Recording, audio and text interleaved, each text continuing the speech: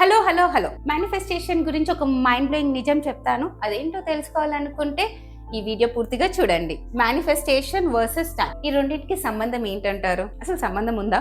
మనం చిన్నప్పటి నుంచి ఏ టాస్క్ తీసుకున్నా అది టైంలోనే మెజర్ చేస్తాం. లైక్ అవర్స్లో, మినిట్స్లో, డేస్ అండ్ ఇయర్స్లో మెజర్ చేస్తాం. కానీ మేనిఫెస్టేషన్కి టైం లైన్ అనేది లేదు, దీనికి సంబంధమే లేదు. సో ఇన్స్టెడ్ అది దేనిపైన డిపెండ్ అయి ఉంటుంది అంటే ఫోకస్, బిలీఫ్ అండ్ రియాలిటీ. ఈ దేనిపైన మనం ఫుల్గా ఫోకస్ చేసి అదే నిజం అని చెప్పి పూర్తిగా నమ్ముతాము, బిలీవ్ చేస్తాము, అదే మనకి రియాలిటీలో అట్రాక్ట్ చేస్తాము, అలైన్ చేసుకుంటాము. సో ఇది నిజమైతే మరి ఫోకస్, బిలీఫ్, రియాలిటీ నిజమైతే డిలే ఎందుకు అవుతుంది అంటారు. సో డిలే అవ్వడానికి రీజన్ కూడా మన బిలీఫ్ సిస్టమే, టైంతో సంబంధం లేదండి. మనం లోపల ఇది నిజం అవ్వడానికి టైం పడుతుందేమో అని చెప్పి లాజికల్గా ఆలోచించి చేస్తాం కదా.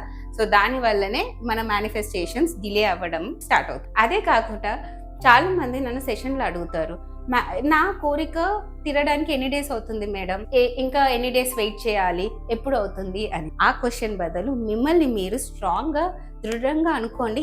ఎంతవరకు అది నిజం అయిపోయిందని చెప్పి మీరు లోపల నుంచి అనుకుంటున్నారు అని చెప్పి మీరు ఒకసారి మిమ్మల్ని మీరు క్వశ్చన్ చేసుకోండి. ఎప్పుడైనా అవేర్నెస్ ని షిఫ్ట్ చేసుకుంటారో, మార్చుకుంటారో, అప్పుడే మీరు రియాలిటీని కూడా మార్చుకోగలుగుతారు. సో అవేర్నెస్ ఎలా మార్చుకోవాలో తెలుసుకోవాలనుకుంటే type awareness in the chat box.